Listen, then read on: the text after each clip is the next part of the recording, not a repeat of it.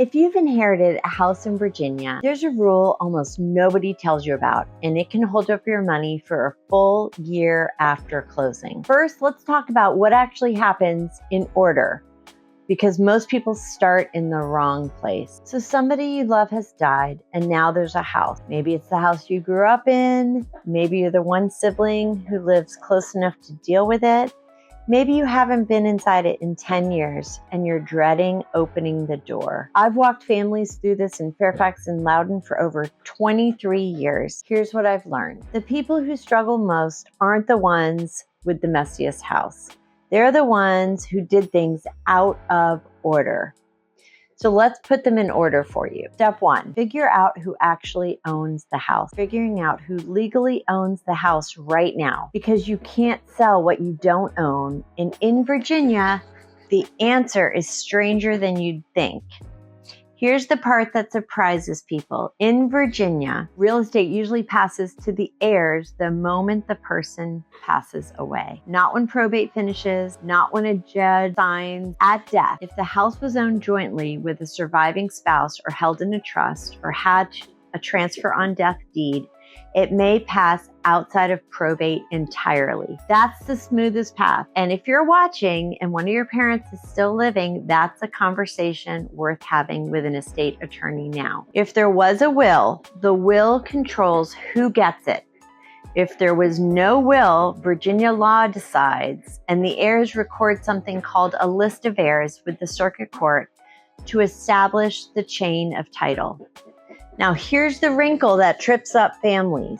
If there's an executor, that executor can only sell the house if the will gives them the power to sell, or if a court grants it, or if all the beneficiaries agree. So a lot of people assume the executor can just list it, not automatically. So step 1 is a conversation with an estate attorney. That's a bill nobody wants right now, but spending the money, a few $1,000s up front, is cheaper than a title problem that kills your sale 2 weeks before closing. Step 2, the thing nobody tells you. The rule I mentioned at the top.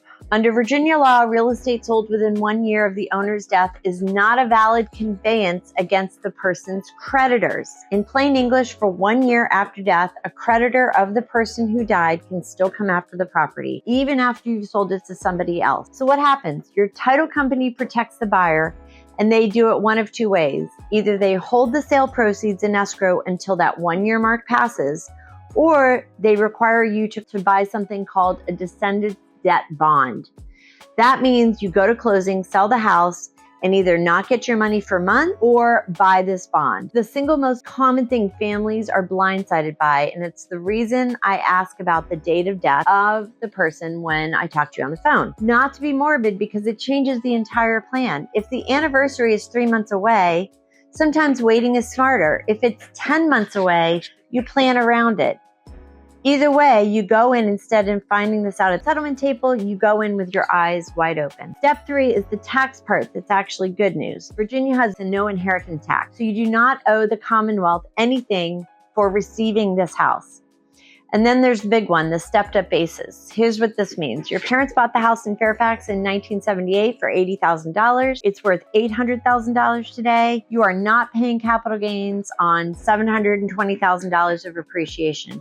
When you inherit, your cost basis generally resets to the fair market value on the date of death. So if the house was worth $800,000 the day they passed and you sell it for $810,000, you're looking at a gain of $10,000, not $720,000. But you have to document it. You need to get a date of death appraisal. It costs a few $100s, and it's the best money you'll ever spend. Or you can ask me to do a CMA. I can do that for free for you. Step 4, the siblings. Now the hard part. And it isn't the paperwork. It's more than one heir. Every one of you have to agree before the house can be listed. One brother who isn't ready can stop the whole thing. And usually he isn't being difficult. He's just grieving in a different schedule than you are. So before you call an agent, get the family in a room or on a call and settle 4 things in writing. Number 1, are we selling, or is somebody else buying someone else out? Number 2, who is the decision maker? One person signs and speaks for the group, not a committee of 4 or 5. Number 3, what's our price and what's our walkaway number? Number 4, what happens if we disagree?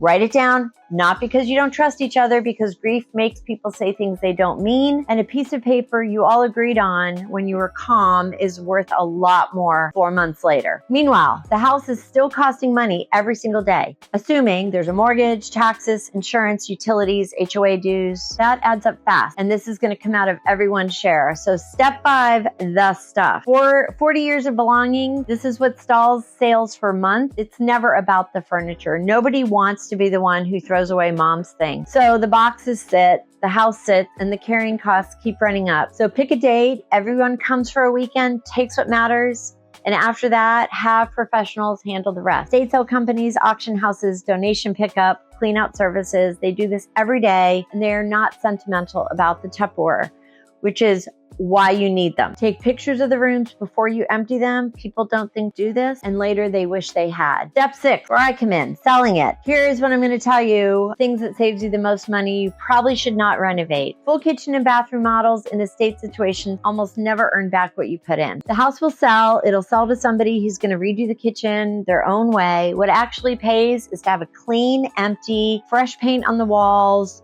fix anything that's a safety issue or that a lender will flag, good photography, etc. And price it honestly. This is where families get hurt. Your childhood is not a comparable sale. The market sees the same data I do, and the home that sits gets stale fast in Fairfax and Loudoun. So price it right. A house here goes under contract quickly. Priced on emotion, it sits. And you end up taking less than you would have anyway 3 months later. Attorney first. Understand the 1-year creditor rule and how it affects when you actually see your money. Get the date of death appraisal or a free CMA. Get your family aligned in writing. Handle stuff, then sell. I'm not an attorney. I'm not a CPA. This video isn't legal or tax advice. Your estate attorney and your accountant are the 2 calls that matter most. Happy to give you names, but if you're staring at a house in Fairfax or Loudoun that used to belong to somebody you love and you don't know where to start, you can start with a phone call. No pressure, no timeline. Sometimes people call me a year before they're ready, and that's fine. Call or text 703-969-0471 or visit me at getkeyedup.com. You don't have to figure this out by yourself.